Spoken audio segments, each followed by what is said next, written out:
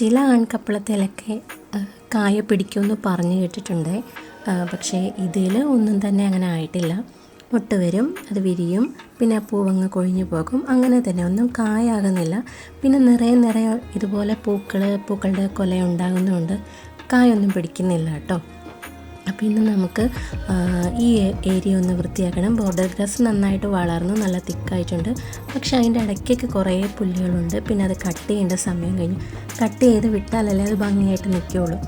പിന്നെ നമ്മൾ ഈ ലക്കി ബാമ്പു ഈ ഒരു ഭാഗത്ത് ചെറിയൊരു ബോർഡർ പോലെ വെച്ചിട്ടുണ്ടായിരുന്നു.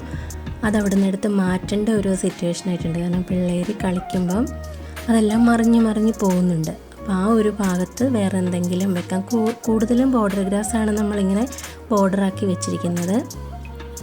പിന്നെ വേറെ ഒരു പച്ചയും വെള്ളയും കൂടെ വരുന്ന ഈ ഒരു ഇലച്ചെടിയും ഇതാണ് കൂടുതലും ബോർഡറാക്കി വെച്ചേക്കുന്നത്.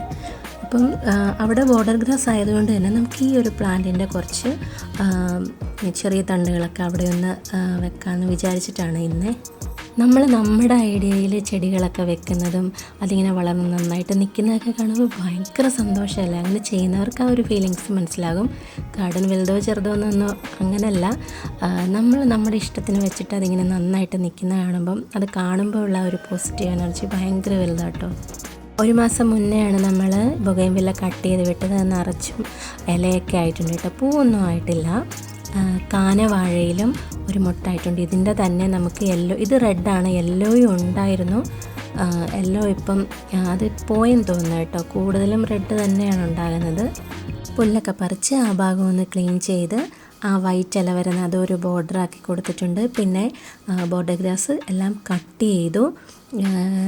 ഞാൻ എൻ്റെ ഇഷ്ടത്തിന് വെച്ച ആ ഒരു ഷേപ്പിൽ വെച്ചതാണല്ലോ. അപ്പോൾ അത് അങ്ങനെ തന്നെ കട്ട് ചെയ്ത് മെയിൻറ്റെയിൻ ചെയ്ത് കൊണ്ടുപോകുന്നുണ്ട്. അപ്പോൾ ആ ഒരു ഇത് കാണുമ്പോൾ ഭയങ്കര സന്തോഷമായിട്ടോ. നമ്മുടെ മുറ്റത്തേക്ക് കയറി വരുമ്പോൾ പെട്ടെന്ന് ശ്രദ്ധിക്കുന്ന ആദ്യം കാണുന്ന ഒരു ഭാഗമാണല്ലോ ഇത്. അതപ്പോൾ എന്തെങ്കിലും ഒരു ഭംഗിയിൽ വെക്കണമെന്നൊരാഗ്രഹം ഉണ്ടായിരുന്നു. ഞാൻ ഉദ്ദേശിച്ച മാതിരി തന്നെ എനിക്ക് അത് കിട്ടുകയും ചെയ്തു. അതിൻ്റെ ഭയങ്കര സന്തോഷം. ഇടയ്ക്കിടയ്ക്ക് മുറ്റത്ത് ഇറങ്ങിക്കഴിയുമ്പോഴത്തേന് ഞാൻ ചെടിയെല്ലാം ഒന്ന് ഫുള്ള് നോക്കും കേട്ടോ. എപ്പോൾ ഇറങ്ങിയാലും അത് കാണുമ്പോൾ ഉള്ളൊരു ഭയങ്കര സന്തോഷം. അപ്പോൾ ഇതൊക്കെയാണ് നമ്മളുടെ ഇന്നത്തെ കുഞ്ഞു വീഡിയോ. ഇഷ്ടമായ ലൈക്ക് ചെയ്യാനും കമൻറ്റ് ചെയ്യാനും ചാനൽ സബ്സ്ക്രൈബ് ചെയ്യാനും മറക്കല്ലേ.